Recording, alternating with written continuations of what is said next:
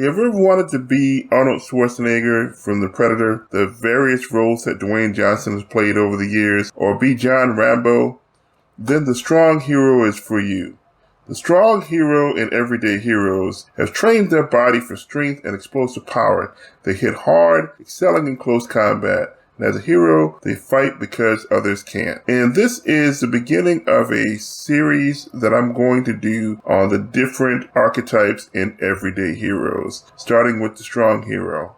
In each one of these sessions, I'm going to talk about the archetype and cover each of the classes, which for you folks, the archetypes are what they call the classes here in Everyday Heroes, and the classes are what you might know as subclasses in 5th edition D&D. The strong heroes start with 10 plus Constitution modifier and hit points, have 1d10 hit dice, and then they have a defense of 10 plus strength modifier plus their strong hero defense bonus, which is shown in the chart here. And on the chart, at first level, they get reckless attack and the class talents, and we'll talk about classes coming up. And at second level, they get power attack, and then either 2 minor feats or 1 major feat. And then from levels 3 to 10, alternate between getting class talents or feats. The proficiency bonus goes up as normal in a 5e game, and then they have a defense bonus that starts at +1 and then goes all the way up to +3. With reckless attack, at the start of their turn, the strong hero can declare that they're being reckless. They gain advantage on attack rolls with melee weapons until the end of their turn. Then their opponents gain advantage on attack rolls against you until the start of your turn. And then at second level, they get power attack.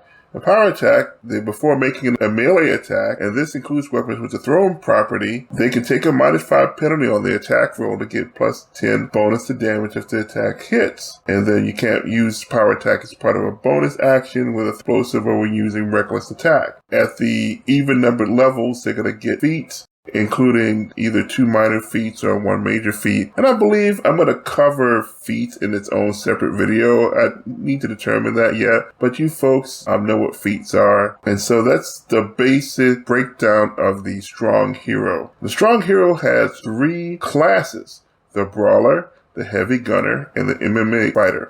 The brawler breaks stuff and hits people. Sometimes they mix it up by hitting stuff and breaking people. The brawler, and every other class works this way, gives saving throws, and then some skills and some equipment proficiencies. In this case, the saving throws are strength and constitution. The skills are you choose 2 from acrobatics, athletics, endurance, intimidation, mechanics, and streetwise. And the equipment proficiencies they get are basic and improvised equipment. And then there's some equipment recommendations to help get you started quickly. At the odd numbered levels, the brawler and each other class gets their talents. At level 1, the brawler gets Crush, Hurl, and Smash. Crush gives them advantage on any strength check to make it break an object and adds +1 to the penetration value. Hurl lets them double the throwing range when attacking with a weapon that has the thrown property. And then Smash is once during a turn, when they hit an opponent with a melee weapon, they can choose to deal an additional 1d6 damage or 1d12 damage to use power attack. But that attack would actually break the weapon. The damage for Smash increases by level as well. At third level, they get Rampage.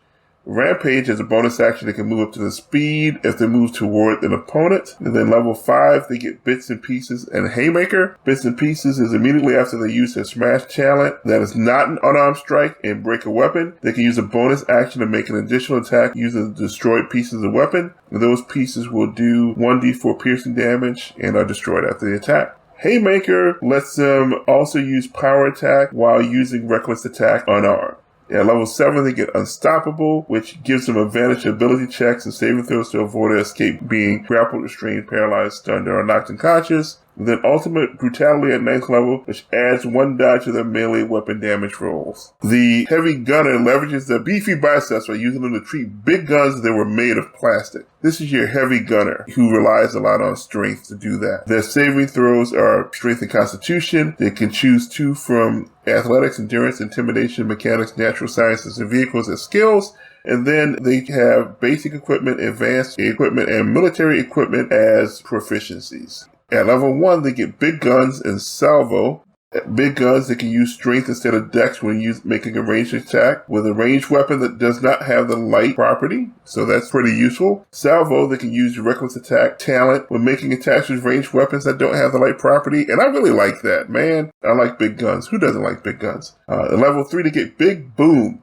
When you damage any target with suppressive fire or an explosive, you add your proficiency bonus to the damage. And then at level 5 to get advanced combat training, which gives him a second attack using the attack action. And then got you covered. When you take the suppressive fire action, you can double the area covered. At level 7, you get Make a Mess and Bigger Boom, which Make a Mess is whenever you score a crit, you roll the attack's damage 3 times. And Bigger Boom is when you damage any target with suppressive fire or an explosive, you can add double your proficiency bonus to the damage. And then Ultimate Carnage at level 9, which adds 1 die to the range damage rolls. And then finally we have MMA Fighter, who has strength and dexterity as their saving throws. An MMA fighter, they are highly trained in the modern discipline of mixed martial arts and the philosophy of eschewing martial arts tradition for pure pragmatism. They have strength and dexterity, saving throw proficiencies. Choose 3 from acrobatics, athletics, deception, endurance, intimidation, medicine, and streetwise.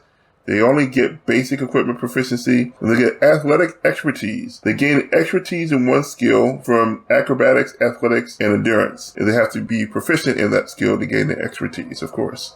At level 1, they get Heavy Hands, Pin, and Submission moves. Heavy Hands improves your damage from unarmed strikes by 1 die step. And then when you use the power attack talent, you can use it when making offhand unarmed strikes, but the damage bonus is +5 instead of +10. Pin is if you currently have an opponent grappled, you can make a special attack to pin them. The submission move is if you have an opponent grappled, you can perform a special attack. This attack automatically hits and deals the same damage as your unarmed strike. You can't use power attack for that. At level 3, they get Jab and Takedown. Jab, once during the turn before rolling on an unarmed strike, you declare it's a jab. If the jab hits, you gain an advantage on your next melee attack roll against that opponent before the end of the next turn. Takedown is once during the turn, they can declare a takedown. As a takedown hits, you deal damage. Normally they perform either a grapple, a shove, trip, or disarm of the target. At level 5, you get advanced combat training, which gives 2 attacks as part of the attack action. You're going to see that a lot in a lot of the classes. At level 7, you're going to see Improved Heavy Hands or Master Grappler. Improved Heavy Hands improves unarmed damage by 1 more step. And now you get your full power attack damage bonus with offhand unarmed strikes. And Master Grappler is you gain advantage on strength athletics checks made to initiate or escape a grapple. And at level 9, you get Knockout Punch and Sleeper Hold. Knockout Punch, after you hit an opponent with a jab, you can declare your next unarmed strike to be a knockout punch. And if that hits, it's treated as a crit, and the target must make a con saving throw or be knocked unconscious. And then Sleeper Hold at level 9, after you use a submission move on an opponent, you can apply a Sleeper Hold. When you apply a Sleeper Hold, in addition to the effects of the submission move, the opponent must make a con save. If they fail, they are knocked unconscious. So lots of interesting things going on in the MMA class. Those are the classes of the Strong Hero archetype. I hope that was informational for you. Personally, I think of the 3 archetypes of Strong Hero, I think I'd play Heavy Gunner because I tend to lean towards like stuff like Brawler, what have you. But I think it would really be fun playing Heavy Gunner. I think it's an interesting take on a hero based on strength just to use heavy weapons. Now, I think that I would have thought that maybe even a Heavy Gunner would use Dex. But no, strength is pretty important. I think that's cool. I hope you folks enjoy this, and next time I will cover the Agile Hero. We'll see what videos come between that. Thank you folks for listening, and until next time, see you later.